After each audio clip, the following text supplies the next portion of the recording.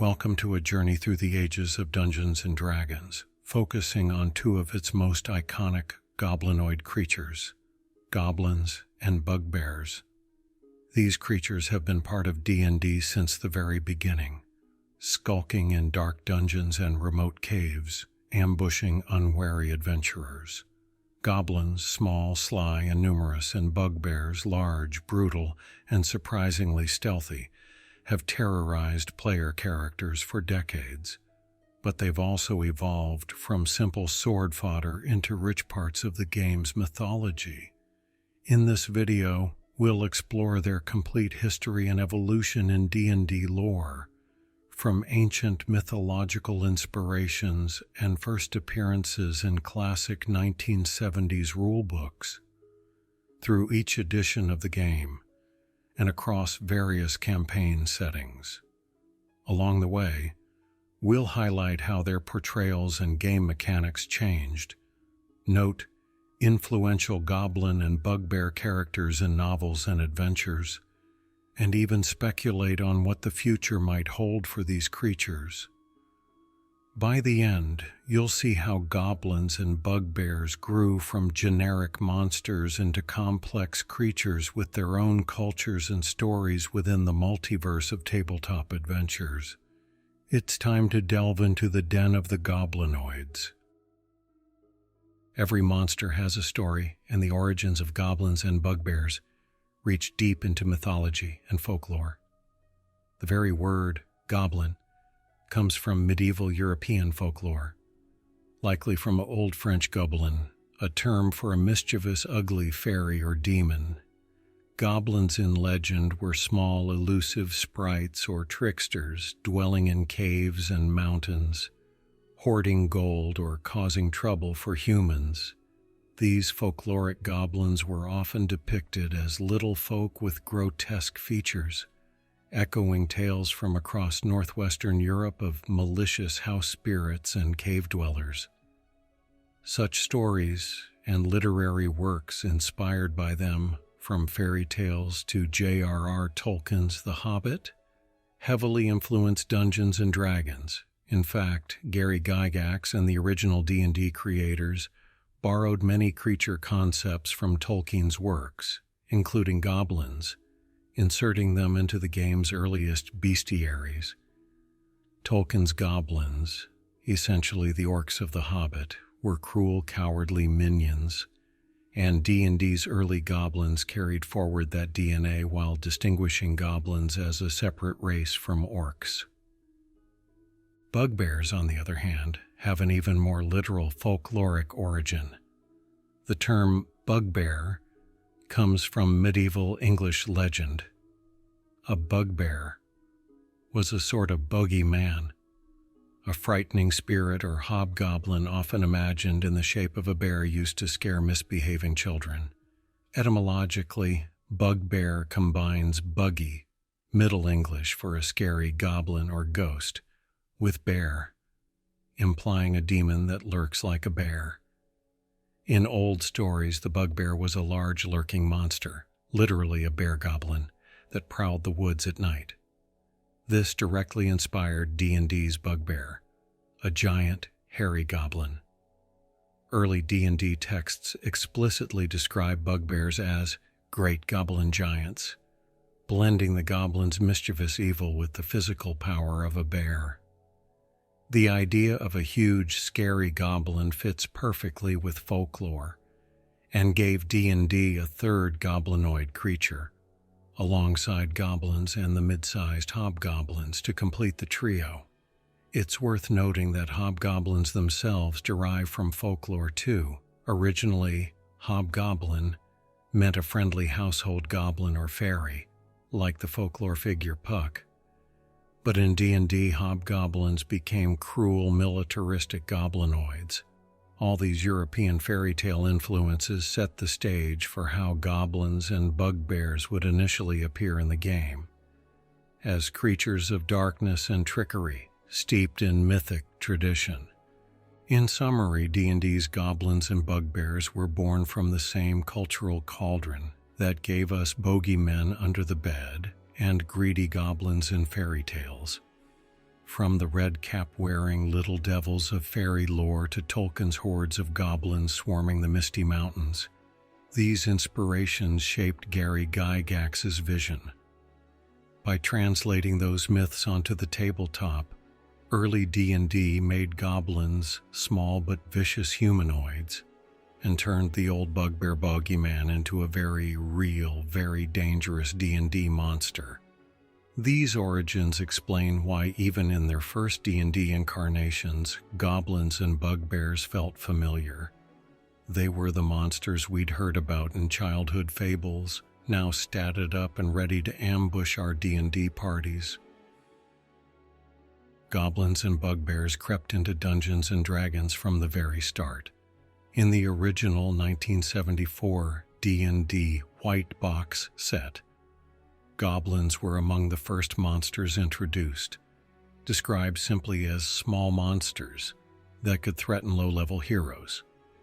In those early rules, and the fantasy wargame chainmail that preceded D&D, goblins were envisioned much like Tolkien's, diminutive, wicked creatures that attack in swarms and flee if faced with stiff resistance.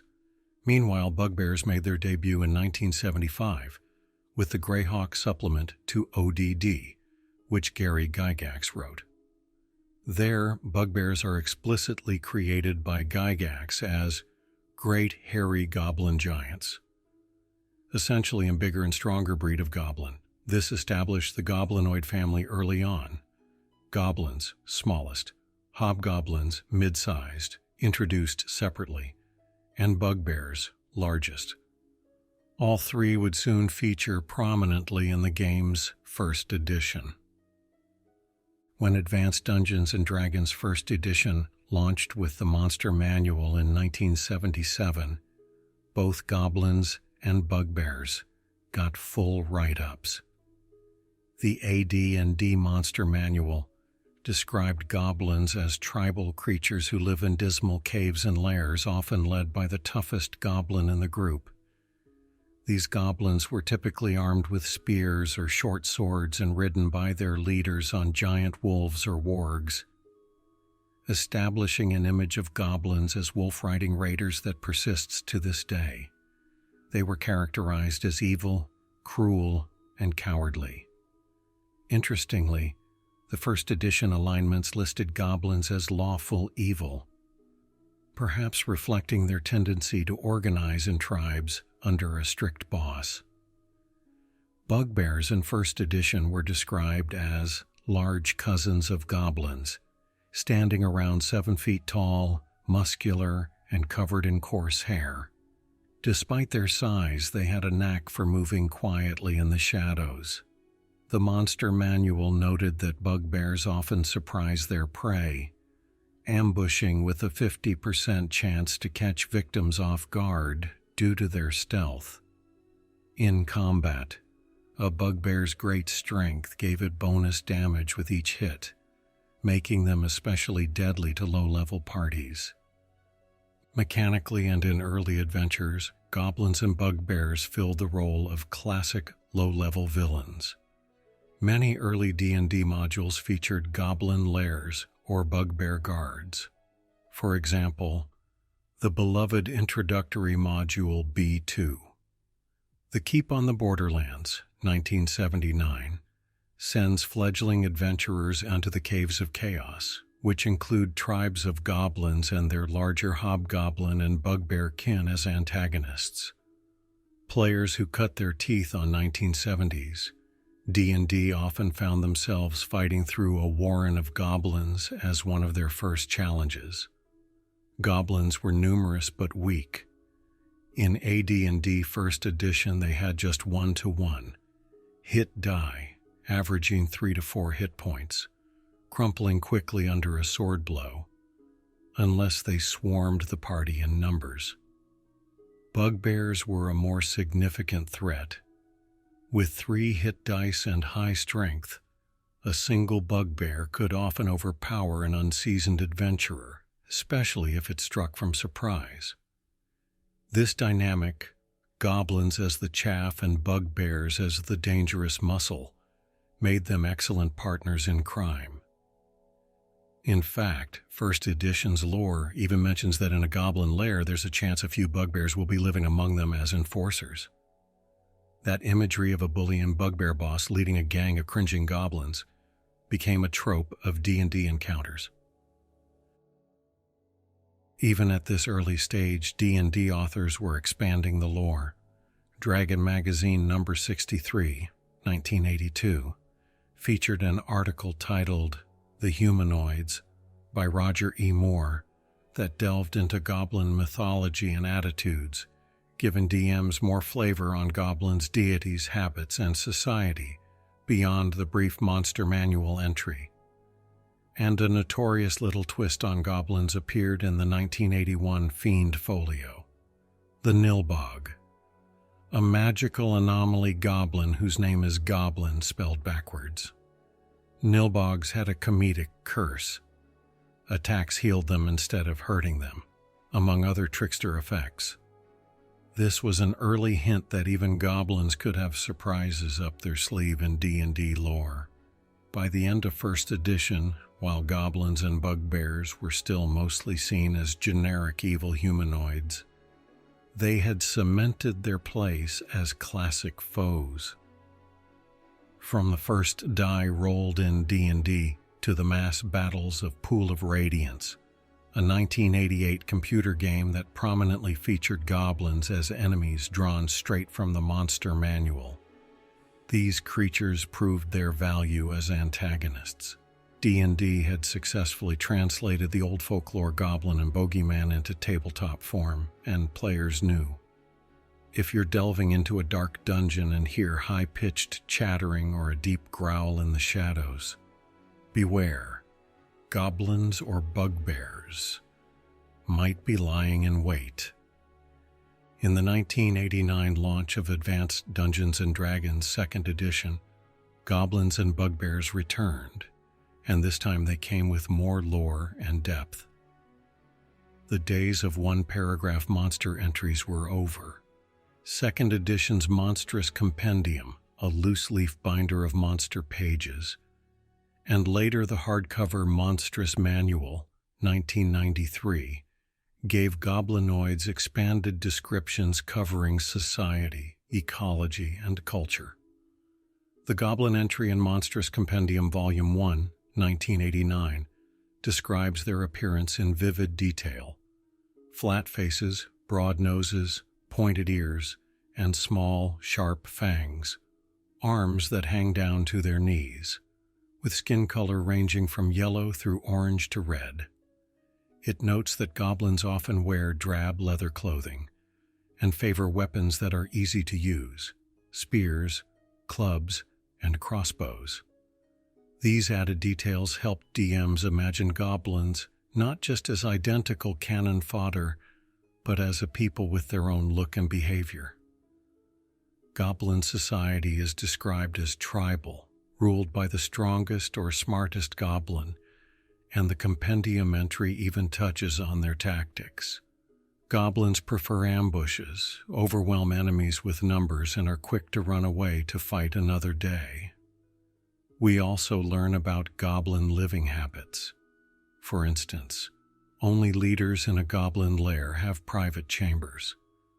Common goblins sleep in communal areas, reflecting a rough egalitarianism of misery in their caves. They'll eat anything, even carrion in a pinch, painting a picture of desperate scavengers. All this was a big expansion from the sparse first edition description. Bugbears likewise got an expanded treatment. The Monstrous Compendium Volume 1 included bugbears alongside goblins and hobgoblins. We learned that bugbears speak the same language as goblins, which implies some common ancestry or at least constant interaction, and that they live by bullying weaker goblinoids. A 2nd edition bugbear is noted as immensely strong and surprisingly stealthy for its size. The lore reinforces that bugbears love to ambush victims whenever possible, mirroring their first edition surprise ability. The compendium also elaborates on bugbear habits. They survive by hunting and raiding. They often decapitate enemies as trophies, and they have a primitive crafting culture, using scavenged gear in poor repair. Perhaps most interestingly, second edition materials describe bugbears as having a brutal, chaotic culture, prone to infighting and violence. Yet occasionally a bugbear rises above and becomes a hero of sorts. It even mentions that bugbear heroes, though rare, were heard of in legends, suggesting that once in a blue moon a bugbear might perform great deeds, usually for evil but not always. This was a subtle hint of individual potential beyond the generic mold, a concept that would grow in later editions. Second edition was also the era when TSR, the publisher of DD at the time, started exploring humanoid perspectives and societies in greater detail. A key supplement was The Complete Book of Humanoids, 1993, which for the first time in AD&D made goblins, hobgoblins, and bugbears playable as player character races with DM permission. This was a big deal. It meant rules for creating a goblin or bugbear character, including their ability score adjustments and class restrictions. According to that book, goblins could be player characters, usually thieves, rogues, or fighters, though notably it said goblins could not become wizards, perhaps reflecting their primitive culture and superstition.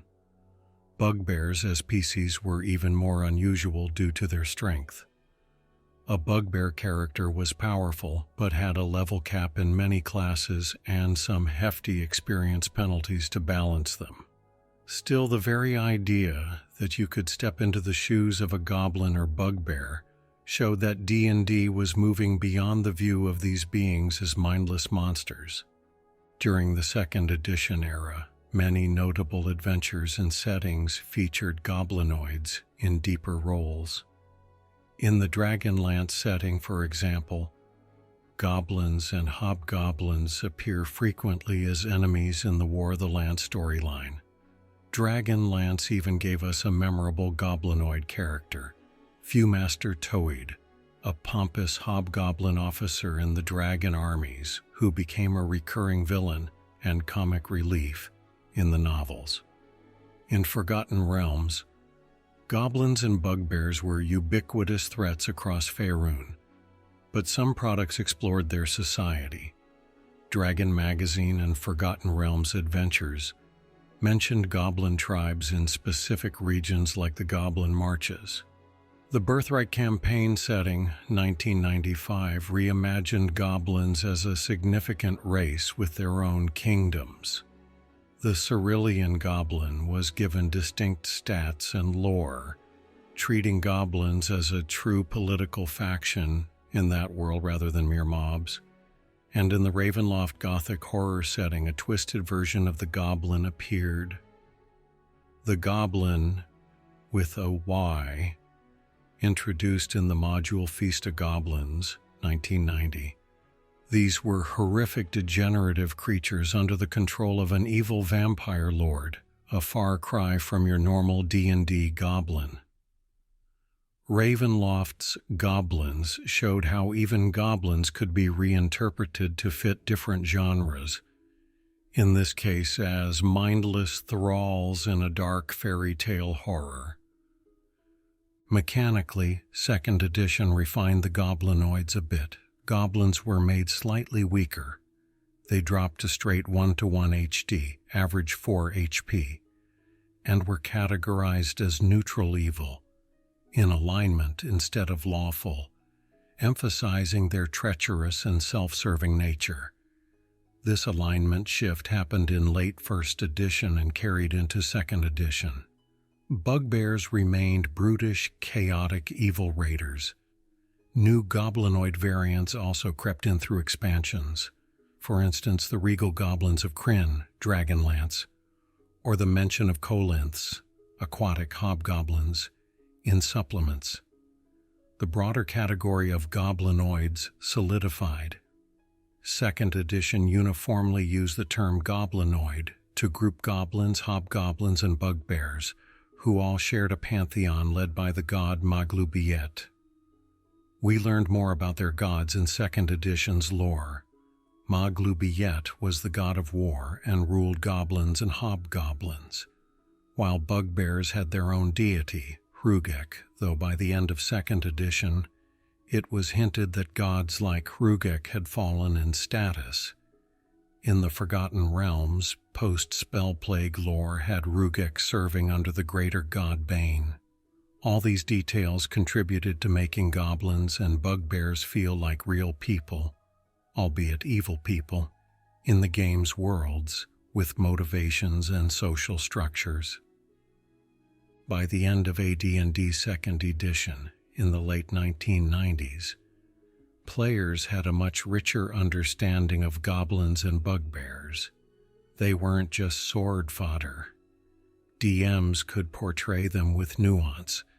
Maybe the goblins raiding the village are desperate and starving, or the bugbear chieftain has a cunning, if cruel, battle plan. Novels and game products even showed occasional sympathetic angles, like a few short stories where goblin characters question their lot in life. This depth laid the groundwork for even more significant changes that would come with 3rd edition, where goblinoids would step further out of purely villainous roles and even onto the player side of the table.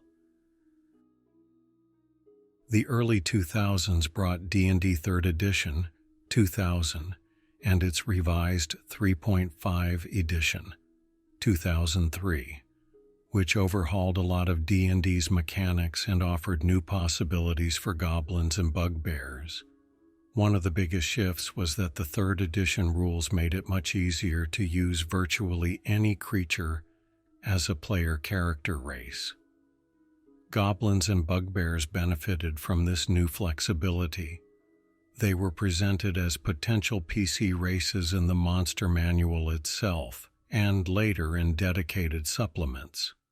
The 3rd edition Monster Manual, 2000, included notes on playing a goblin or bugbear as a character, giving their ability score adjustments, level adjustments, and so on. For example, a standard goblin in 3rd edition had -2 strength plus 2 dexterity, making them weaker but nimbler than humans, plus traits like small size, which helped sneaking, and dark vision. They had no level adjustment, meaning goblins were basically balanced to start at level 1 alongside the core races, a clear invitation for players to give these little guys a try. Bugbears, being much stronger, with +4 strength in 3rd edition and having 3 monster hit dice, were a more powerful race. They came with a +1 level adjustment, later errata said +2, and racial hit dice that effectively made a bugbear PC start at higher than 1st level. Still, the rules were there to be a bugbear adventurer, if one desired. This was a sea change from earlier editions where such monstrous PCs were rare and special case. Along with mechanical openness came more nuanced lore. Goblins in 3rd edition were still usually portrayed as villains, but the tone of their description allowed for some variety. They were said to be neutral evil on average, selfish and bloodthirsty, but also driven by cowardice and survival instinct rather than pure malice. A dungeon master could spin a story of a downtrodden goblin tribe just trying to survive under bigger threats, or conversely, a cruel band of slavers terrorizing a region. Numerous variant goblins appeared in 3rd edition sourcebooks, emphasizing that goblins could adapt to many roles. The Psionics Handbook, 2001, introduced the Blues, a subrace of goblins with innate psionic powers and blue-tinged skin.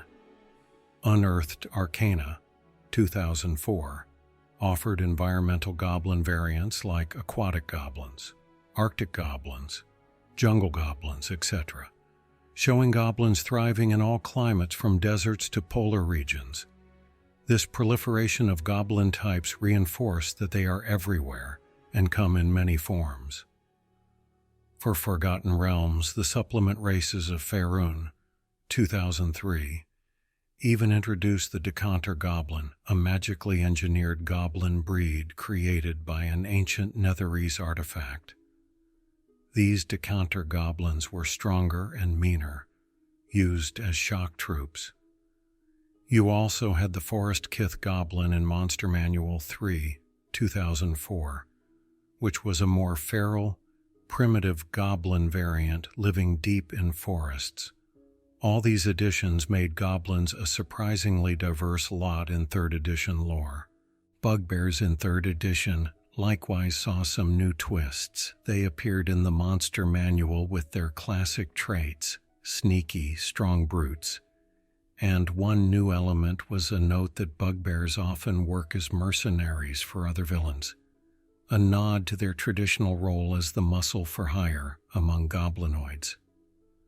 Supplements expanded on bugbears with variants such as the ambient bugbear in Underdark, 2003, which had chameleon-like camouflage abilities, and the Drow of the Underdark Sourcebook, 2007, which presented specialized bugbear rogues, the Bugbear Strangler and Bugbear Stonejack used by Drow. These show that even bugbears could fill different niches, from assassins to subterranean trackers.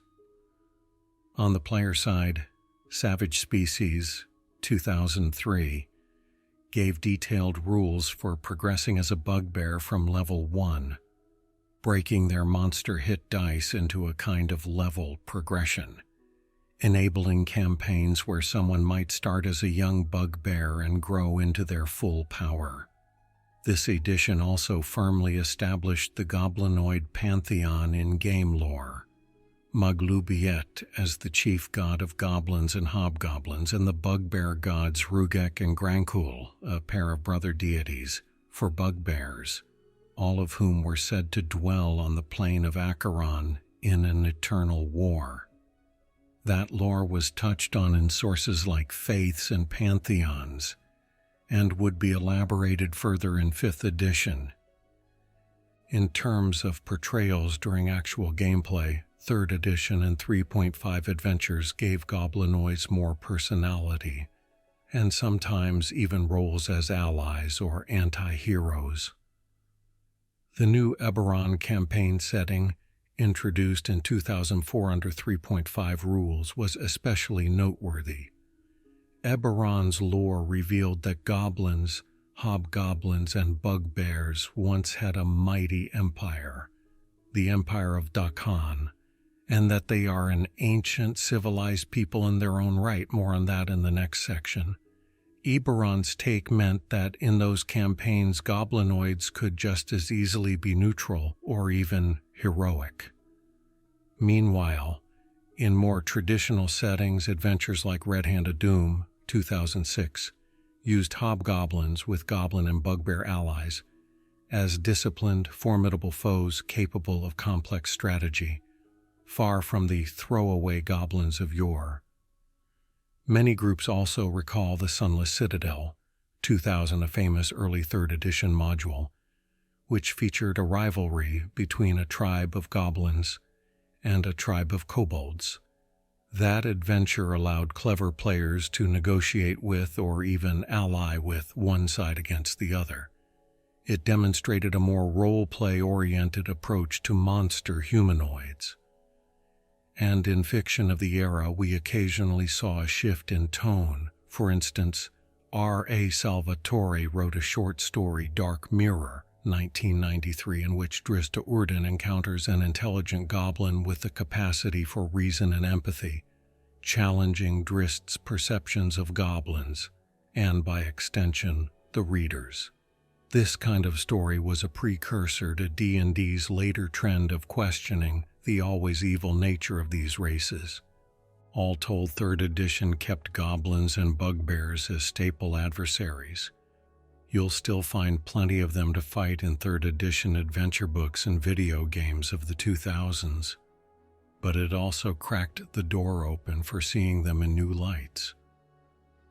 Players could play as goblinoids, and dungeon masters had tools to make goblin tribes more interesting than a bunch of 1 HP critters in a cave. Goblins could be sneaky guerrilla fighters, cursed psionic runts, or even comic relief NPCs who might help the party under the right conditions. Bugbears could be more than dumb brutes. They could be bounty hunters or tactical leaders for their smaller kin. This era set the stage for the even more dramatic reimaginings and controversies that would come with 4th edition's reboot of D&D's lore. In 2008, D&D 4th edition arrived, bringing significant changes to mechanics and lore, and goblinoids were not left untouched. 4th edition had a very different design philosophy. Every monster was built with specific combat roles and cool abilities to make fights dynamic. Goblins and bugbears were retooled accordingly. The Monster Manual, 2008, for 4th edition, featured a whole suite of goblin stat blocks: goblin cutters, blackblades, sharpshooters, hexers, skull cleavers, and a goblin underboss. Rather than one generic goblin, you had minion-level goblins, cutters, who die in one hit, skirmishers, blackblades who dart around, snipers, sharpshooters with bows, and even goblin shamans, hexers, casting curses. Each had unique powers. For example, Goblin Tactics allowed a goblin in 4th edition to shift a short distance away as a reaction when missed by an attack, making them irritatingly slippery in combat. This was a fresh mechanical identity. In earlier editions, goblins were mechanically simple. Now they had tricks that matched their fluff of being quick and sneaky. Bugbears in 4th edition similarly got specific roles like Bugbear Warriors and the infamous Bugbear Stranglers, who could grab and choke unsuspecting victims. A fun bit of 4th edition trivia. At D&D Experience 2008, a gaming convention unveiling 4th edition, the first ever player character, Death in a 4th edition preview adventure, was reportedly at the hands of a Bugbear Strangler, who lived up to its name by garroting a PC. This showed that even in a new edition, Bugbears maintained their reputation as terrifying ambushers. Lore-wise, 4th edition made some dramatic shifts. The default D&D world was now somewhat different, the Nentir Vale setting, and the alignment system was simplified. Goblins, hobgoblins, and bugbears were all categorized under the goblinoid family with a strong connection. In 4th edition's new cosmology, they worshipped Bane, the god of war and conquest, a deity borrowed from Forgotten Realms to be part of the core pantheon. This was a change from prior lore where Maglubiet was their chief deity. 4th edition essentially merged Maglubiet's identity into Bane's. The effect was that goblinoids in 4th edition were often depicted as soldiers of Bane's endless war. Hobgoblins in particular were heavily associated with organized legions under Bane's name, while goblins and bugbears fell in as their underlings. The portrait of goblin culture in 4th edition materials like the Dungeon Master's Guide and Monster Vault emphasized a few things. Goblins are crafty scavengers that will serve more powerful masters, like hobgoblin warlords or evil cults if it benefits them. And bugbears, though individually strong, often operate as enforcers or assassins within a larger goblinoid host. The traditional alignments, lawful evil hobgoblins, etc., were less rigid now. Goblins were just generically evil, since 4th edition reduced alignment to good, neutral, evil axes. This allowed for slightly more gray area. For instance, An adventure might feature a goblin willing to parley or a bugbear bandit motivated by greed rather than pure bloodlust. But generally, 4th edition kept goblinoids as straightforward villains. It just made them functionally cooler villains in combat. Culturally, 4th edition did introduce some new goblinoid factions and flavor. In the Nentir Vale setting, there were named goblin tribes like the Daggerberg goblins that troubled the region's trade routes, and the lore mentioned a goblin kingdom called Zealaran, though not detailed, and various hobgoblin mercenary companies. The emphasis was often on how these groups fit into the adventure at hand, rather than extensive backstory. For example, the adventure Thunderspire Labyrinth, 2009, involves a group called the Blood Reavers, slavers composed partly of goblins and hobgoblins, showing that goblinoids were being tied into larger evil organizations rather than acting purely on their own. 4th edition also toyed with the idea of goblins having fey origins. One 4th edition supplement, Monster Vault: Threats to the Nentir Vale, 2011, hinted that goblins might have emerged from the Feywild long ago, corrupted by Bane's influence. This nod to folklore, goblins as fey creatures, was subtle but would resurface prominently in 5th edition's later lore, as we'll see with Monsters of the Multiverse. On the mechanical side, the 4th edition redesign made bugbears particularly interesting as a playable option. While not in the 4th edition player's handbook, bugbears were given PC stats in later supplements and Dragon magazine, and they became a favorite for players who wanted a strong, roguish character. A bugbear in 4th edition as a PC got bonuses to strength and dexterity, reflecting that they are both mighty and sneaky, a rare combo. They also retained a version of their surprise damage ability. In 4th edition, bugbear PCs had a trait called Predatory Eye, later updated as Bugbear Weapon Training, giving them extra damage against foes that hadn't acted yet. Essentially a surprise attack bonus, similar to a rogue's sneak attack. This made the idea of a bugbear rogue or bugbear ranger quite appealing, marrying the mechanics to the image of a silent stalker with brute strength. Goblins too got PC stats in Heroes of the Feywild or online articles, typically with bonuses to dexterity and charisma, and the signature Goblin Tactics ability to slip away, making them fun, shifty little characters to play. Thus, 4th edition continued the trend that started in 3rd edition. Goblinoids could be more than monsters. They could be characters. It's worth noting that 4th edition was something of a reboot in terms of lore coherence. Some longtime settings like Greyhawk took a back seat, while others like Forgotten Realms were radically advanced in timeline, the Spell Plague, etc.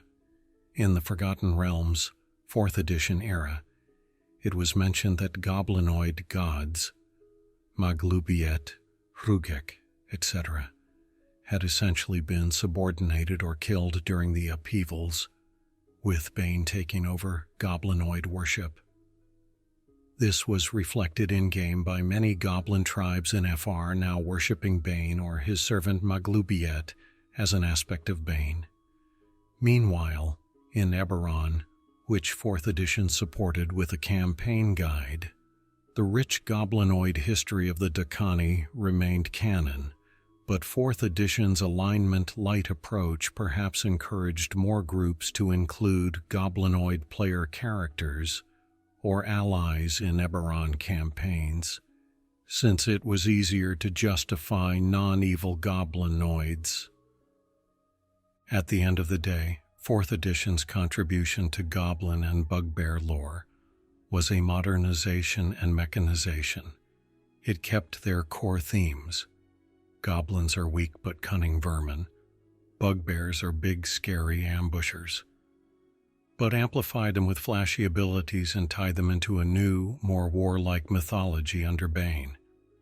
Some fans missed the old lore, like the specific goblin deities, or the more nuanced takes from 2nd edition or 3rd edition. But others enjoyed the fresh coat of paint. If you played 4th edition, you likely remember goblins as those ankle-biting pests that would shift away and cackle, and bugbears as those terrifying brutes that could appear from the shadows to throttle a wizard before you knew it. In short, 4th edition made them play better as foes, even if it simplified their lore in the process. And it set the stage for 5th edition to later take the best of all previous editions to refine what goblins and bugbears represent in D&D. The launch of Dungeons & Dragons 5th edition, 2014, brought goblins and bugbears back to their classic roots, while also building on ideas from prior editions to add more depth. In the Core Monster Manual, 2014, goblins and bugbears appear much as you'd expect. Goblins are small, greedy humanoids who live in tribes and delight in ambush and trickery, while bugbears are their oversized cousins, acting as the thugs and enforcers in goblinoid society. The Monster Manual Goblin entry notes that goblins are typically bullied by stronger creatures, often serving hobgoblins or other warlords, and that they worship their ferocious god Maglubiet, mostly out of fear. In mechanical terms, 5th edition goblins have the very thematic nimble escape trait, letting them disengage or hide as a bonus action each round, so they can dart in and out of cover. And Fury of the Small, an ability in the player-facing version that lets a goblin do a bit of extra damage to a creature larger than itself. Bugbears in 5th edition have the excellent combination of raw power and stealth. Their racial traits, when used as PCs or NPCs, include long-limbed, giving their melee attacks extra reach due to those long ape-like arms, and surprise attack, which deals bonus damage if the bugbear hits someone who hasn't acted yet in combat. The through line is clear. 5th edition really wanted to emphasize the iconic behaviors. Goblins hit and run, bugbears strike from surprise, which ties right back to their 1st edition descriptions. Where 5th edition truly shines for goblinoids, however, is in the expanded lore provided by supplementary books. 2 major source books gave goblins and bugbears a lot of love: Volo's Guide to Monsters, 2016, and Mordenkainen's Tome of Foes, 2018. In Volo's Guide, an entire chapter is devoted to monstrous races, and goblinoids feature prominently. Volo's Guide fleshes out goblin and bugbear culture like never before. It describes the goblinoid society as a stratified caste system under the dominion of hobgoblins. According to this lore, Maglubiet's doctrine organizes goblins into 4 castes: lashers, taskmasters and disciplinarians, hunters, foragers and scouts, gatherers, laborers and crafters, and pariahs, the bottom, which often includes the goblin spellcasters, known as buyogs. Yes, buyog. Volos introduces this delightful goblin term, which literally means magic in the goblin tongue, used both as a noun for goblin spellcasters and a general exclamation. A bit of flavor that shows goblins have their own colorful language and slang. We get anecdotes about goblin life, how goblins resent their hobgoblin overlords but fear Maglubiet too much to rebel openly, how they'll swindle and cheat each other for advantage, how a particularly clever goblin boss can sometimes rise up and carve out a lair independent of the hobgoblins. Bugbears, in turn, are described as lazy, violence-loving brutes who venerate their own gods, Hrugek and Grankle, but who were compelled into Maglubiet's service ages ago. Volo's guide notes a fascinating aspect of bugbear belief. They think Hrugek grants them a sort of warrior's rest. Basically, bugbears feel entitled to plenty of sleep and leisure until the moment battle is joined, at which point they go all out. This is a great cultural explanation for why bugbears often appear to be loafing around until a fight starts. Bugbears also are said to enjoy decapitating foes as trophies to honor Hrugek. Importantly, Volos also confirms that despite their brutality, bugbears can form close-knit bands and even demonstrate a twisted kind of loyalty or camaraderie with those they respect, often other goblinoids. From a player character perspective, Volo's Guide to Monsters made goblins and bugbears official playable races in 5th edition. This was huge. It put these once monster-only races on the same footing as elves or dwarves for character creation, with the caveat that they're noted as monstrous races and your DM should approve their use in the campaign. The Goblin PC racial traits include Fury of the Small, bonus damage once per rest against larger foes, and Nimble, Escape, making goblin rogues especially agile skirmishers. Bugbear PCs got long-limbed, sneaky, proficiency in stealth, and surprise attack, extra 2d6 damage when ambushing. Suddenly, it wasn't uncommon to see a goblin rogue or bugbear barbarian in a D&D party, especially in homebrew games or streams where unusual characters are welcome. This mainstreaming of goblinoid PCs in 5th edition reflects a wider trend in the game. The focus on story and inclusivity over rigid rules about who can be a hero. If you want to play a good goblin, the rules actively support it now, something that was only tentatively allowed in prior editions. Then came Mordenkainen's Tome of Foes, 2018, which further enriched goblinoid lore by exploring the cosmic story of the goblinoid races. Mordenkainen's reveals the myth that Maglubiet conquered the goblin pantheon in ages past. He destroyed or subjugated the goblins' old gods, like Kurgorbieg, goblin god of slavery, and Nomogiaya, the hobgoblin god of war, and even put the bugbear gods in chains. From that time on, all goblinoids were united under Maglubiet's rule, and he sends their souls to fight eternally in his army on the plain of Acheron after death. This is framed as a grand tragedy. Goblinoids are literally enslaved by their deity's will. Maglubiet's afterlife is not a reward. It's endless war, and goblins actually fear it. There's a note that many goblins don't want to die because they dread joining Maglubiet in the afterlife. Imagine, their whole religion is based on fear. They fight for him because if they don't, he might punish them. And if they do, well, they're conscripted forever anyway. This lore casts goblinoids almost as victims of their god's cruelty, trapped in a cycle of violence. It's a surprisingly empathetic angle on what had traditionally been thought of as simple evil monsters. Mordenkainen's also slyly implies a connection between goblinoids and the Fae.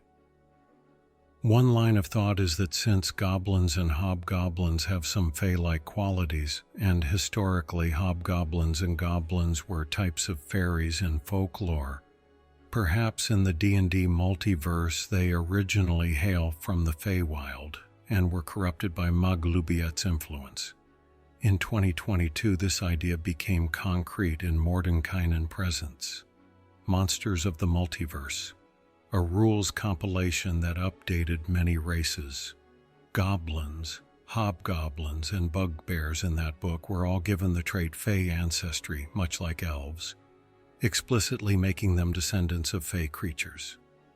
For example, 5th edition hobgoblins now have lore connecting them to the Feywild, drawing on a 4th edition idea, and mechanically use gifts of the Summer Court in their abilities. Goblins and bugbears likewise are now said to have a bit of fey origin. This is a full circle moment. The game acknowledges the folklore, goblins as fairies, goblin market tricksters, etc., by baking it into their actual D&D lineage. It's also part of 5th edition's broader push to make traditionally evil races less inherently demonic, giving them a background that isn't simply spawn of pure evil, in line with modern sensibilities about depicting fictional cultures. Speaking of which, 5th edition's approach to alignment is much more flexible.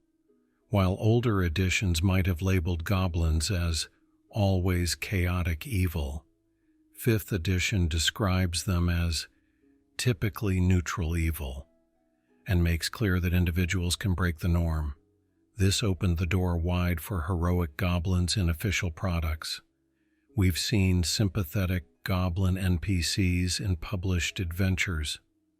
For instance, Waterdeep, Dungeon of the Mad Mage, 2019, features a friendly goblin named Yek who runs a market, and Icewind Dale, Rime of the Frost Maiden, 2020, has a helpful goblin apprentice character. In the starter set, Adventure, Lost Mine of Phandelver, 2014, while most goblins are enemies, the setup allows clever players to negotiate or cow the goblins rather than just slaughter them. And there's even a goblin, Droop, that can become a sort of comic relief sidekick if treated kindly. All these touches show 5th edition's nuanced portrayal. Goblins and bugbears are still usually foes, often cruel, often dangerous. But they are not automatically so.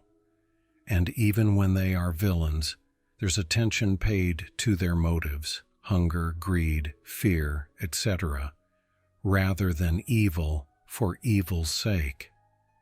In summary, 5th edition has been about refinement and balance for goblinoids.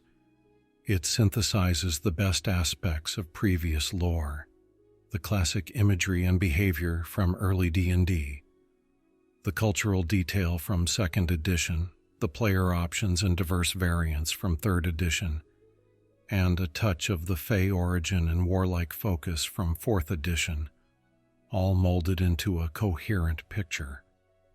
Goblins and bugbears in 5th edition feel familiar to longtime players, but also deeper than ever. You can still run a straightforward dungeon crawl where goblins are cackling, arrow-shooting little pests, and the bugbear chief is a feared boss monster at the end. The game supports that fully. Yet, if you peel back the layers, you'll find ample material to portray those same goblins as a downtrodden clan under the heel of a hobgoblin tyrant, with their own crude religion and fears. And that bugbear chief might have a backstory of being prodded into service by a sinister hobgoblin general, etc. For players, options like goblin artificers or bugbear rogues have become popular, aided by the game's many streams and podcasts.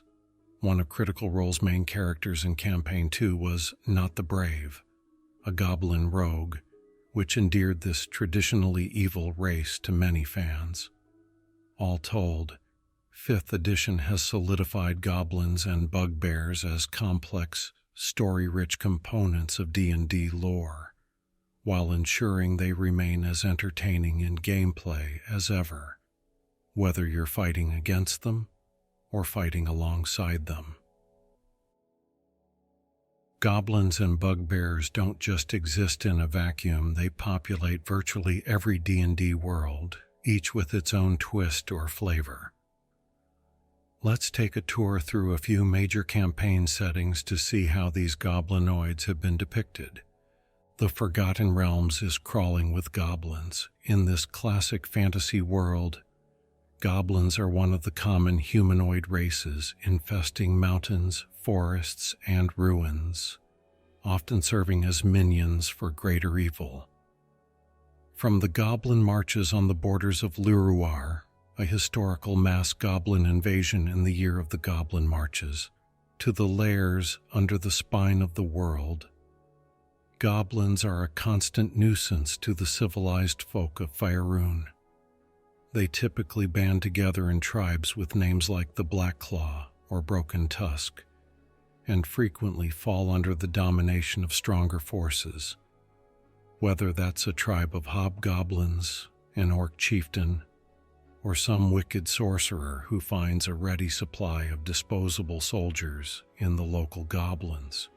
In the savage frontier, the north, for instance, goblin tribes abound in places like the Evermoors and the Grey Peak Mountains, sometimes uniting under an ambitious leader to threaten nearby human settlements.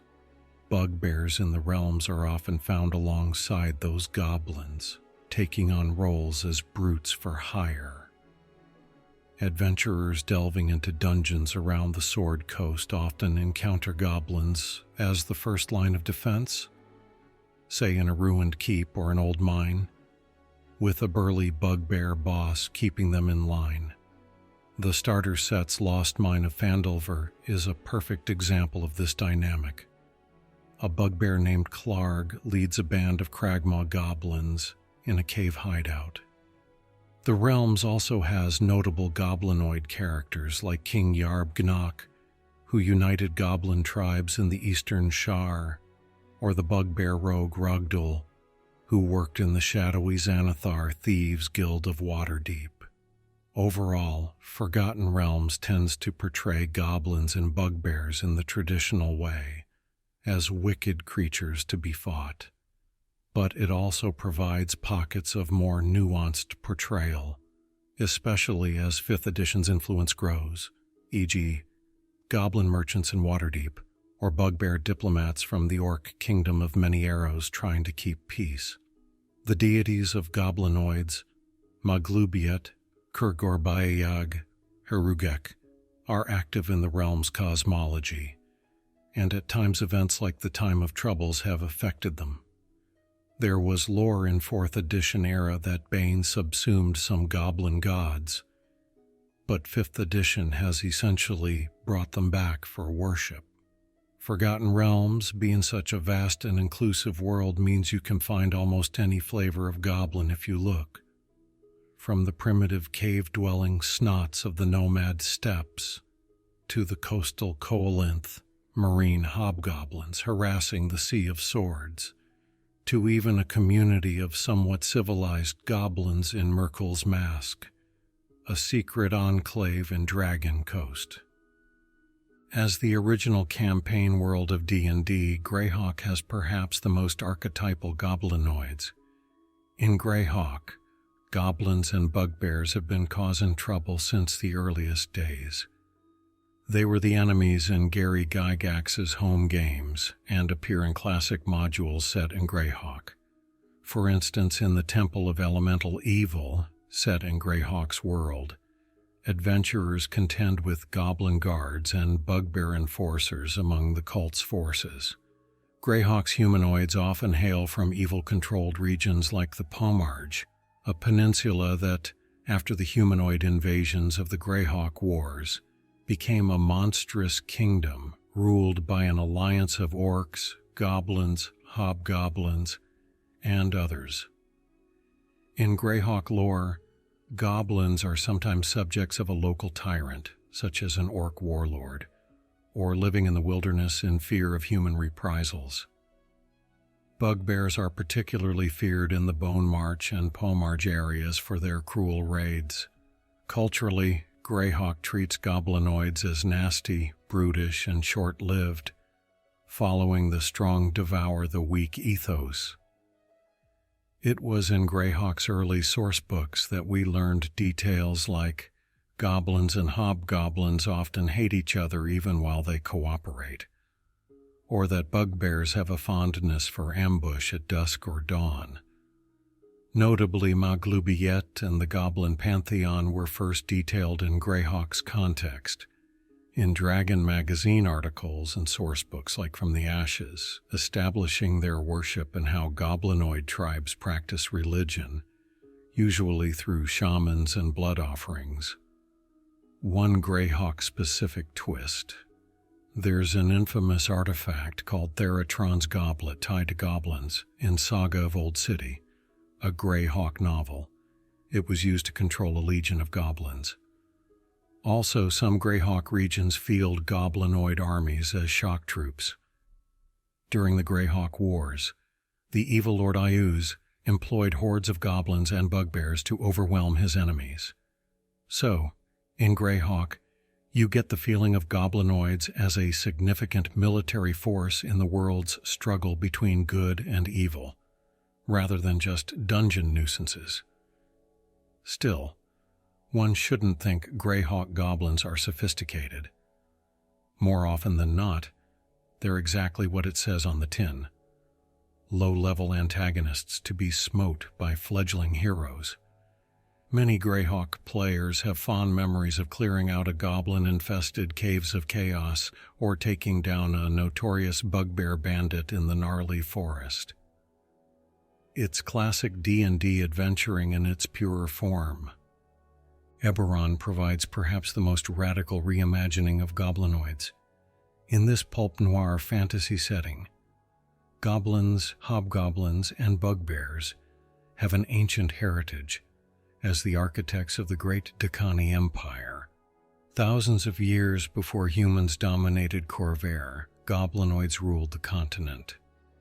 The Dakani Empire was a highly advanced militaristic civilization led primarily by hobgoblins, the empire's aristocracy and officers, with bugbears bred as elite shock troops and enforcers, and goblins, called goblins or goblinettes, often referred to by the goblin word dar, comprising the laborer and infantry caste.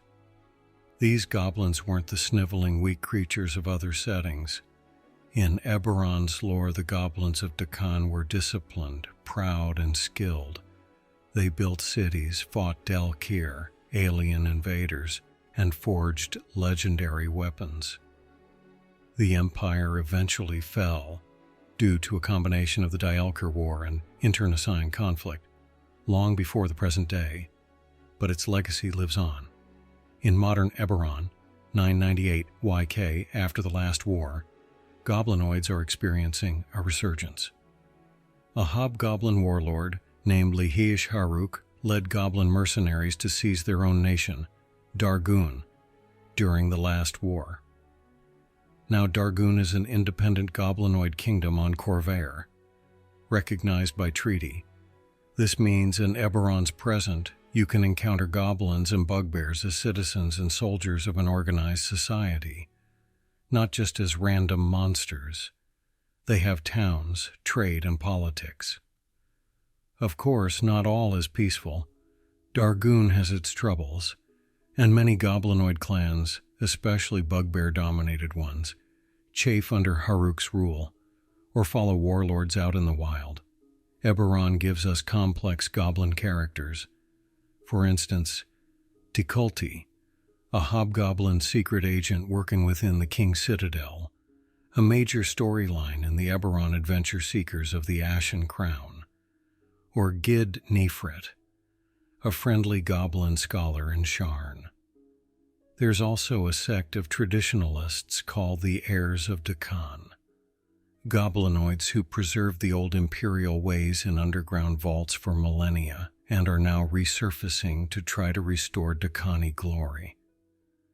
These heirs are mostly hobgoblins, but they include bugbears and goblins, all united by a strict code. They notably do not worship gods. In Dakani belief, the empire and its unity was more important than any deity. This is a sharp departure from other settings where goblinoids are defined by Maglubiet's worship.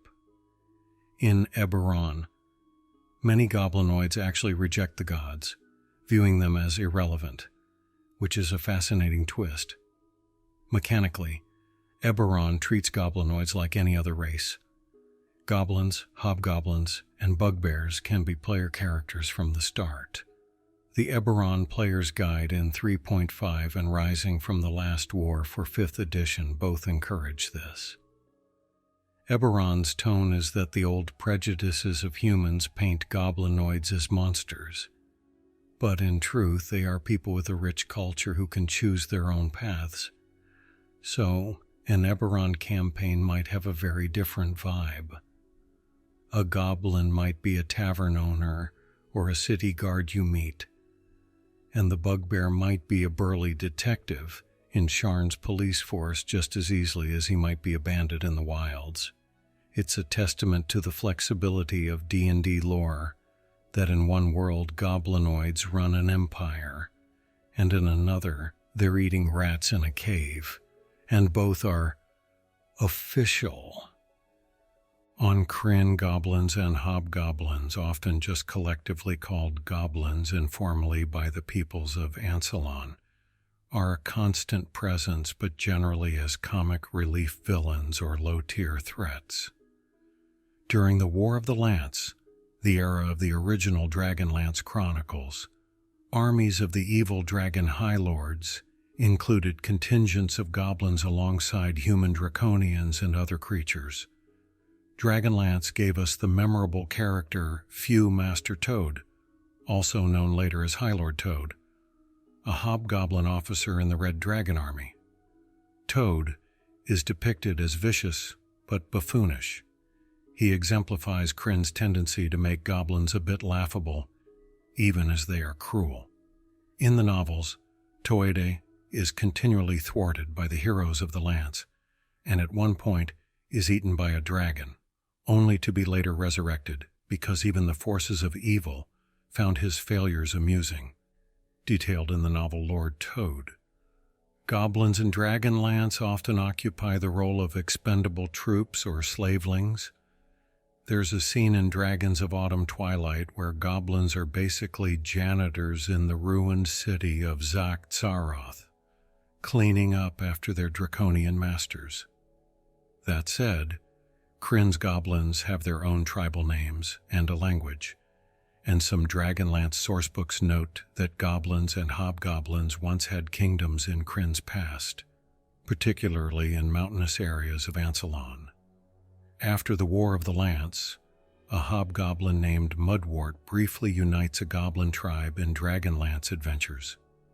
In the Fifth Age, the saga that came later, goblins serve the dragon overlords and some ride wargs as cavalry in Nightlord Cole, a dragon overlord's goblin general army. Generally, though, Krynn treats goblins as the perennial underlings. A fun Dragonlance anecdote. In the Legends trilogy, the wizard Raistlin Majer at one point transforms a hostile goblin into a small mouse as a show of power, demonstrating how individually weak Krynn goblins are against heroes. Bugbears specifically aren't often mentioned in Dragonlance by that name. They exist. But many Krynnish folks just call a big goblin a hobgoblin or goblin giant. In some gaming material they're present, e.g., Tales of the Lance boxed set confirms bugbears in Krynn, calling them larger cousins of goblins that sometimes lead goblin gangs. But they didn't feature strongly in the novels. In any case, Dragonlance uses goblinoids to show the might of evil in numbers, but also often to inject a bit of levity. Goblins are the sort who will flee squealing the moment things turn against them, or squabble over loot only to get whipped by a more fearsome villain. PCs in Dragonlance may occasionally ally with an individual goblin. There's a story of a group befriending a dim-witted hobgoblin cook, etc. But by and large, goblins on Krynn are firmly antagonistic and not given the moral shade some other settings provide. In the Planescape setting, which deals with the multiverse and outer planes, goblinoids are viewed through the lens of the cosmos. Here, what's most relevant is Maglubiet's realm on Acheron. Acheron is an outer plane of endless battlefields, literally giant metal cubes floating in space where armies clash eternally. Maglubiet has a domain called Clangor on Acheron, shared in some lore with the orc god Groomsh's realm, where the petitioners, afterlives of goblins and hobgoblins, fight ceaselessly in Maglubiet's army. Planescape materials describe how goblin petitioners on Acheron lose much of their individual identity and become cogs in the war machine, a rather bleak afterlife. Bugbear souls, by contrast, go to Hrugek's realm in the Beastlands, a plane of nature, according to older lore, where they hunt forever. However, with the unification of the pantheon under Maglubiet, in newer lore, one could say modern Planescape would also put bugbear souls on Acheron unless Hrugek regained independence. The Planescape setting also notes that goblins, being of neutral evil or lawful evil alignment tendencies, might end up in the lower planes, like the Nine Hells or Gehenna, if not specifically claimed by Maglubiet. Indeed, some goblin fiends exist, such as Barghests, shape-shifting goblin demons that serve in Gehenna, introduced in earlier editions and still around in 5th edition. Planescape's beauty is showing how even lowly goblins have a place in the grand philosophical struggles of the multiverse. For example, a goblin Burke in Sigil, the City of Doors, might join the Zyositex faction, reveling in chaos. Or perhaps the Fated, believing only the strong survive, as those philosophies resonate with typical goblin behavior. Planescape adventures sometimes had encounters like a group of goblin anarchists on the plane of Limbo, or a bugbear mercenary serving Yugoloth demons. The setting gave DMs license to use goblinoids in weird and wonderful contexts. Maybe a bugbear runs a tavern in the Outlands that caters to planar travelers, or a clan of goblins on the Plane of Fire have bizarre fire-resistant mutations. Also, Ravenloft, while not Planescape, it's a planar setting, had an example with its domain Gehenna where goblins were created via dark magic. Those were mindless killers under a vampire's control, showing how planes can warp even common creatures into something new. In short, Planescape recognized goblinoids as basic building blocks of the multiverse's populations, not major players like devils or celestials, but ever-present grunts in the Blood War and elsewhere. It even spawned the chant among planar characters that if you need cheap guards or soldiers on the plains, just portal in a few hundred gobos from the Prime, they'll do the job. Of course, pity those poor goblins. But to a planar lord, goblinoids are plentiful and expendable. A special mention: in the grim desert world of Athos, goblins no longer exist at all. Athos's history recounts that goblins were once a race on that world, but during the genocidal cleansing wars millennia ago, the sorcerer king Rajat tasked one of his champions to wipe out all goblins, and they succeeded. So by the time of the Dark Sun campaign setting, there are no goblins or bugbears left, only legends. This is an interesting twist. It shows a world where typical D&D humanoids aren't a factor. In one Dark Sun novel, a character sees a depiction of a small humanoid in ancient ruins and doesn't know what it is. It was a goblin from a bygone age. Athos, having lost its goblins entirely, makes the world feel even more desolate and lost. That said, Athos does have an analog, a race of dwarf goblin hybrids called Gorlins from 2nd edition lore, and various other desert humanoids, but true goblins, Chuma bugbears, are gone. This absence speaks volumes in Dark Sun about how harsh the world is. It's a case where players can't rely on the familiar trope of there are goblins out there. On Athos, if you see a small murderous humanoid, it's probably a cannibal halfling or something even worse, not a goblin. Practically every D&D setting has some form of goblins. In the Mystara setting, the classic D&D known world, goblinoids were extensively detailed in the gazetteer The Orcs of Thar, 1989, which humorously and informatively presented the goblin, hobgoblin, and bugbear tribes of the Broken Lands. Mystara even had a playable goblinoid career path in that book, complete with a tongue-in-cheek Goblin Gazette in-world newsletter. It painted Mystaran goblins as sometimes comically clumsy but also possessing unique cultures. One tribe might paint themselves blue, another might ride wolves, etc. Spelljammer, the spacefaring setting, included goblinoids as well, notably the Skrull, which were basically space hobgoblins, an advanced orc hobgoblin race that fought the elven imperial fleet in the epic Unhuman Wars. Goblins and their kin crewed many a spelljamming ship as pirates or mercenaries, and some Spelljammer adventures involve boarding a goblin ship or repelling bugbear boarders in wild space. Ravenloft we touched on with the unique goblin monsters. Ravnica, the Magic the Gathering city world adapted to D&D, features goblins as a common race, even as player characters where they belong to guilds. For example, the crazed inventors of the Izzet League, or the anarchic warriors of the Gruul clans, showing yet another interpretation in a totally different genre, urban arcana. And in the more obscure Planescape spin-off, Dragonlance Taladas, there's an island nation ruled by hobgoblins with an advanced society as an offshoot from Mainkrin. The bottom line is that goblins and bugbears are so fundamental to D&D that authors have placed them in virtually every conceivable context. You have heroic goblins, villainous goblins, primitive bugbears in caves, bugbear kings on thrones, goblin merchants, bugbear gladiators. You name it. The key is that each setting gives them a slightly different story while keeping their identity recognizable. Through these settings, we see the incredible versatility of goblinoids.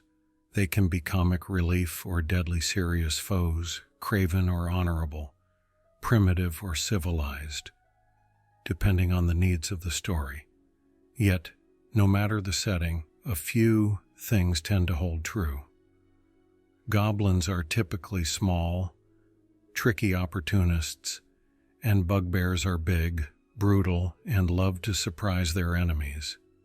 Those traits are the through line that make a goblin feel like a goblin, whether you meet one in a Greyhawk dungeon, on the streets of Sharn and Eberron, or aboard a spell-jamming ship in wild space. Throughout D&D's sprawling lore, in its novels, modules, and sourcebooks, a number of goblins and bugbears have stood out as memorable characters, proving that even monsters can have star power. Let's highlight a few of these notable goblinoids who have made an impact on D&D stories. Perhaps the most famous named goblinoid in fiction, Viewmaster Todeus, a hobgoblin, close enough to a bugbear's role, who appears in the Dragonlance Chronicles. As the self-important commander of a goblin regiment, his title, Viewmaster, roughly means he's in charge of a few score goblin troops. Toad is cowardly, greedy, and utterly treacherous, a caricature of goblin kind that readers love to hate. He first menaces the heroes of the Lance and dragons of autumn twilight, attempting to capture the heroes with his goblin posse. Despite his bluster, he's easily outwitted and humiliated. At one point, he tries to chase two Kender into a dragon's lair and ends up getting chomped by the dragon for his troubles. Toad actually dies in the War of the Lance, but he was so popular as a villain that Weiss and Hickman brought him back in a novel, Lord Tode, via an unlikely resurrection.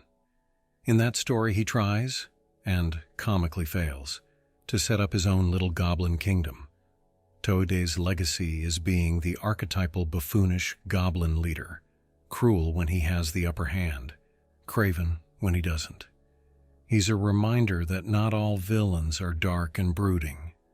Some are there to be laughed at, even as they threaten you. In the 5th edition starter set Adventure Lost Mine of Phandelver, the main antagonists in the early part are the Cragmaw tribe of goblins. Their chief, King Groll, is a hulking old bugbear who has crowned himself ruler of the Cragmaw tribe. Groll is depicted as unusually cunning for a bugbear. He's holding a kidnapped dwarf and negotiating with the drow villain of the adventure for a better deal. Players who delve Cragmaw Castle have to contend with Groll's strength and surprisingly savvy tactics. He keeps a pet wolf and might parlay or threaten his hostage when cornered. Alongside King Groll, there's Clarg, another bugbear. Clarg leads the smaller Cragmaw hideout and is basically Groll's ambitious underling. Clarg is known for shouting, "Clarg will build a throne from your bones," during battle, a line many D&D players recall fondly as their first boss fight in 5th edition. These characters aren't in novels or epics, but as part of the most widely played introductory adventure, they've achieved a bit of fame. They show that even at a local level, a bugbear leader can carry an adventure story. Groll is essentially the big bad of the first half of Lost Mine. Haruk Sharatkor is the hobgoblin who founded the nation of Dargun in Eberron, but his influence extends to all goblinoids of Corvair. As an elder statesman, by the current timeline he's in his 70s, quite old for a goblin blood. Haruk is a complex character, a warlord who genuinely wants a better future for his people. He negotiated with the other great powers of Corvair to legitimize Dargun, and spends much of his time trying to keep the often squabbling goblin tribes unified. While Haruk is a hobgoblin, he commands the loyalty of bugbears. His elite guard includes bugbear berserkers and goblins. His advisors and scribes include goblin lore keepers. One of the Eberron novel trilogies, Legacy of Deccan by Don Bassingthwaite, features goblinoid protagonists working under Haruk's domain and explores their culture deeply. Through Haruk's In His Circle, we see goblinoids not as mindless monsters but as people with politics, honor, and ambition. Haruk is notable for being one of the few high-profile goblinoid rulers who isn't depicted as a villain. He's an NPC that player characters might ally with if their goals align. For example, he hates the aberrant Dalkir and their minions, so he'll work with outsiders to stop those. In Eberron's unfolding metaplot, Haruk's eventual death or succession is a big looming event that could plunge Dargun into civil war, so he's a pivotal figure holding the goblin nation together.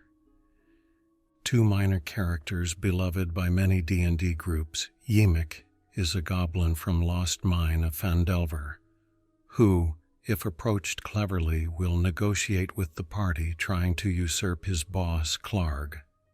He's treacherous, sure, but it's often the first time new players encounter a goblin who talks and schemes rather than just attacks.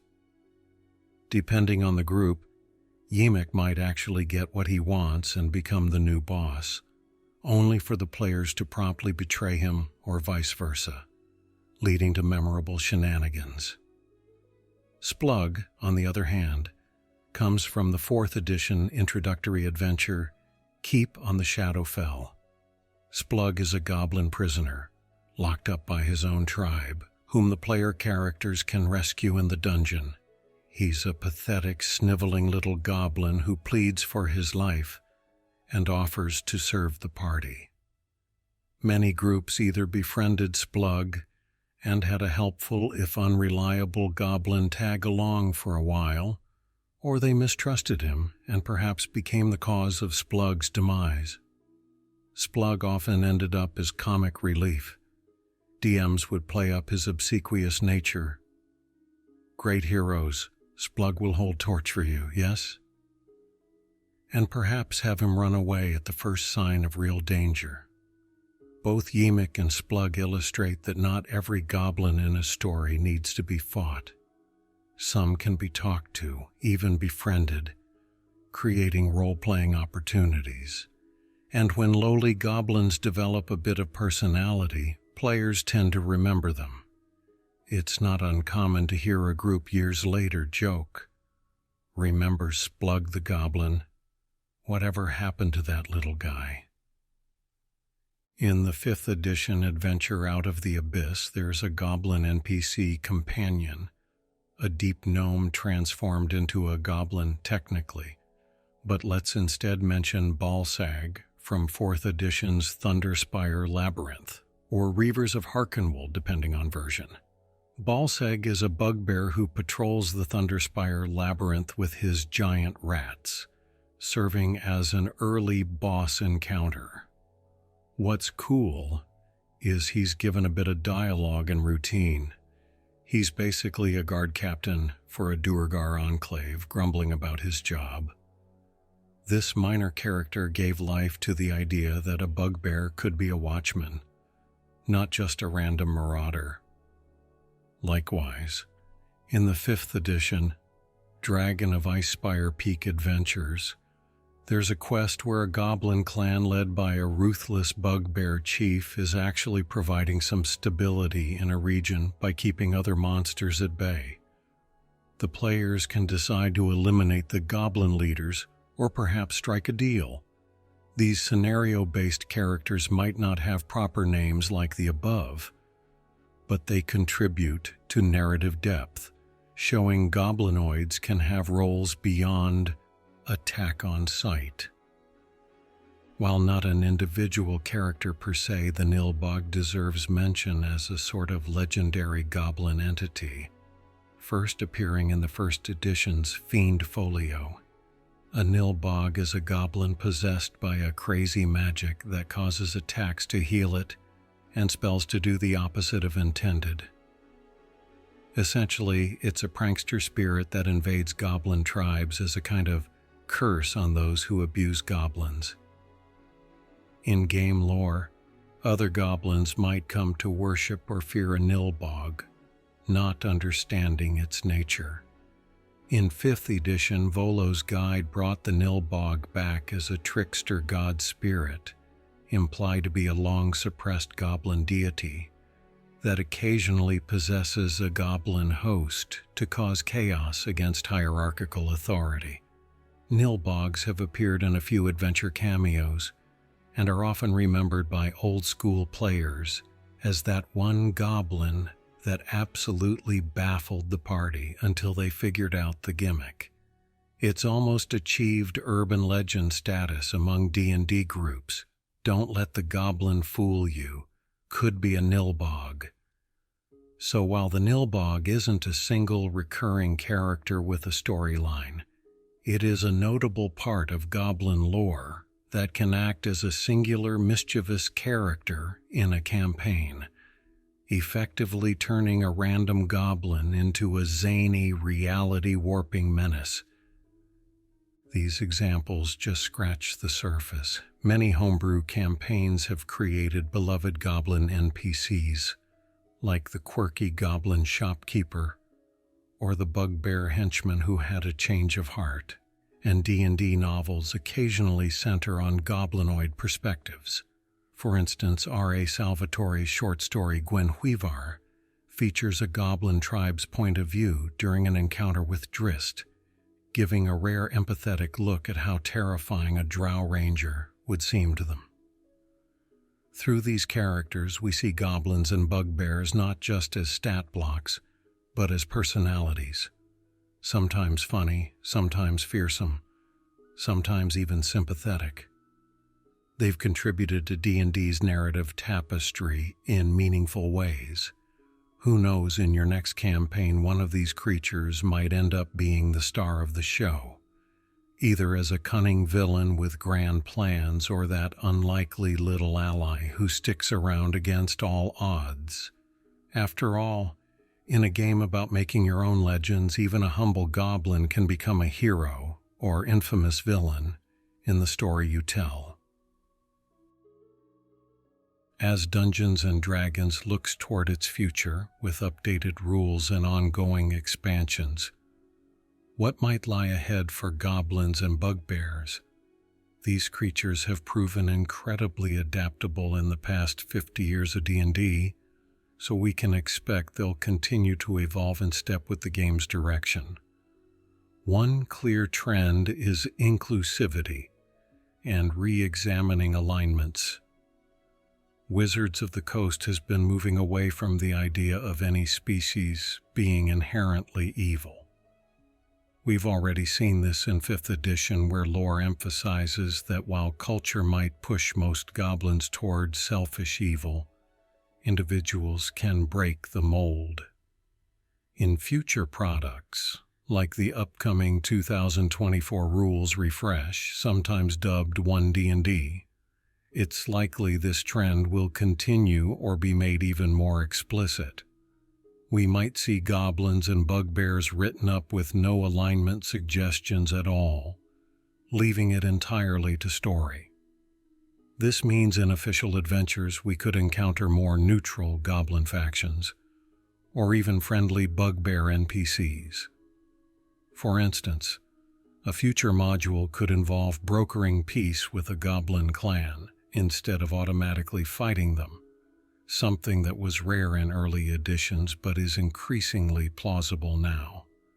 Mechanically, goblinoid player options will remain front and center. With Monsters of the Multiverse 2022 updating the playable races, goblins and bugbears now have that fey ancestry and other tweaks that balance them with traditional races. The game's future might bring even more goblinoid options, perhaps sub-races or variants as player choices. Imagine choosing to be a forest goblin with climbing abilities versus a city goblin with crafty proficiencies. Hobgoblins got a big redesign in Mordenkainen and Presence, and Goblins Bugbears might likewise get small lore or mechanical tweaks as feedback from players comes in. But by and large, they are in a good spot mechanically. Goblins fill the niche of a dexterous small race akin to halflings, but with a sneaky combat edge. And bugbears fill a unique niche of brute strength, plus reach and stealth. Few other races offer that. So they will continue to be attractive to players who want those combinations for their characters. In terms of lore, we might see goblins and bugbears taking on more prominent story roles in upcoming D&D storylines. With the success of products like Volo's Guide and the obvious popularity of goblin characters in streaming shows, the designers know there's an appetite for goblinoid-centric stories. Perhaps a future adventure or sourcebook could dive into Maglubiet's plot in the cosmos. Maybe he attempts a great gambit to solidify his power, and adventurers might find themselves either stopping a goblinoid holy war, or even breaking his hold over the goblin races. One could envision a storyline where goblin PCs have the chance to free their people from Maglubiet's tyranny, a very thematic quest. The hints about Fey ancestry could also lead somewhere. Maybe an adventure in the Feywild, where the party meets the original Fey goblins who never joined Maglubiet, offering a chance to see goblins in an entirely different light, playful but not evil perhaps. This could mirror how 5th edition explored good drow with the introduction of the Loteston elves, or how they presented more nuanced orcs in Eberron, rising from the Last War and Explorer's Guide to Wildemount. The goblinoids could be next in line for an image rehabilitation in some official storyline, presenting them as potential allies or at least complex societies rather than just hordes. Another factor is popular media and community content. The influence of live-streamed games and community creators is at an all-time high. If you look at something like Critical Role or Dimension 20, they often push boundaries. We've seen a goblin PC as a beloved hero, or entire adventures where goblins have adorable personalities. Wizards of the Coast, keeping an eye on the fan base, might incorporate some of that energy. We might get a published adventure where you play as a group of goblin characters, similar to Pathfinder's famous We Be Goblins series. Official D&D hasn't done that yet, but it could, for a fun one-shot module.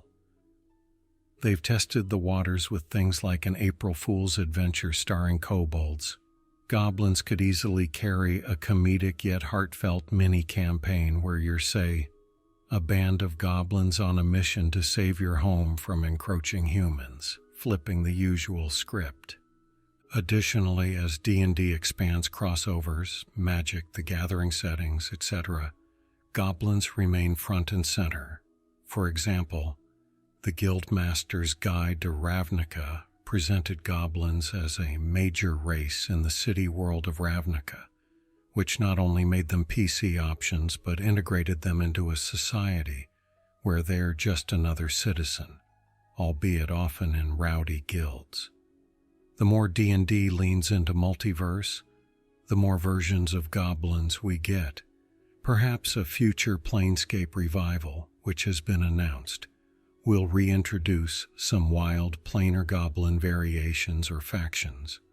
Goblins worshipping different gods, planar-touched goblins with elemental features, etc. There's also the factor of cultural sensitivity. Fantasy races have come under scrutiny as analogs for real-world stereotypes in recent years. Wizards have been working to ensure races like orcs and drow are not depicted in ways that mirror harmful stereotypes. Goblins, with their historically ugly, greedy portrayal, could get some re-examination under this lens too. So far, goblins haven't been as big a focal point in this discourse as orcs, but it wouldn't be surprising if the game writers continue to soften any overly caricatured aspects of goblins. For instance, avoiding overly anti-Semitic coded descriptors that sometimes have haunted depictions of goblins in fantasy at large. Instead, they'll probably lean into more unique in-world explanations for goblin behavior, like the fear of Maglubiet driving their actions, which is more tragedy than moral failing. The result might be goblins written with a bit more empathy, even if they're antagonists, something we already see in 5th edition, and which could deepen in the future. From a pure gameplay standpoint, Goblins and Bugbears will always have a place in D&D. They're as iconic as dragons in their own way, an introductory foe and a classic minion of villains. In whatever form D&D's next iteration comes, be it 1D&D or a 5.5 edition or 6e down the line, you can bet the humble goblin will be in the monster manual, ready to waylay unwary travelers, and the bugbear will be lurking just around the corner with a big morning star. The specifics might change. Perhaps goblins will have new variant stat blocks, or bugbears will get new lore about their role in the multiverse. But their essential identity is enduring. They have proven to be some of the most adaptable lore in the game. Whether you need a comic henchman, a menacing brute, a conflicted anti-hero, or a straight-up dungeon boss, these goblinoids can fit the bill. In summary, the future likely holds greater nuance and visibility for goblins and bugbears. D&D's storytelling is trending towards inclusion and complexity, so we can anticipate seeing goblinoids cast in new lights, maybe even protagonist roles in official content. And as the game continues to be shaped by both designers and the community, goblins and bugbears will continue to evolve, just as they have from 1974 to now. They started as folktale bogies, became cannon fodder, then developed cultures, became playable, got tied into grand cosmic plots, and even became heroes in some circles. It's anyone's guess what the next chapter in their evolution will be. Perhaps a Goblins of the Multiverse sourcebook one day. But one thing's for sure. Goblins and bugbears will keep on skulking, scheming, and surprising us in D&D campaigns for years to come. From the dark caves of Greyhawk to the imperial courts of Eberron's Dargoon, we've followed the long and winding trail of goblins and bugbears through D&D history. We saw how mythology birthed them, how Gygax's early rules made them infamous foes, and how each edition added new layers, turning them from faceless villains into creatures with lore, gods, and even redeeming qualities. These goblinoids have been our enemies in countless low-level quests, our allies in some tales, and always an enduring part of what makes D&D feel like D&D. Their evolution reflects the evolution of the game itself, growing in complexity and possibility. Thank you for joining this deep dive into D&D lore. If you enjoyed this exploration of goblinoids and their impact on the game, please like and subscribe for more stories from the multiverse of tabletop adventures. And if you have a favorite goblin or bugbear memory from your own games, share it in the comments. Let's keep the conversation alive, one monster at a time. Happy adventuring, and watch your backs. There might be a bugbear lurking right behind you.